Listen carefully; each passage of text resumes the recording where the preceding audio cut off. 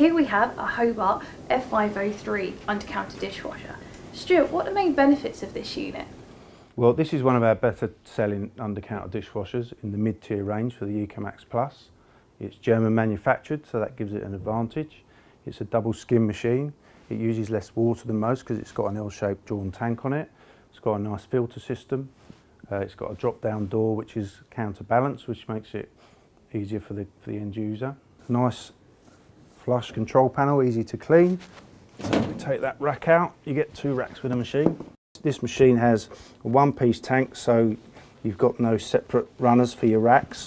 Okay, so you can see at the top here you've got an upper wash arm and an upper rinse arm, as well as at the bottom. Some machines they don't, they just have a top rinse arm, so that's your benefits there with both upper and lower wash arms and rinse arms. Here's where they put the rack insert, which we'll talk about later on the double racking.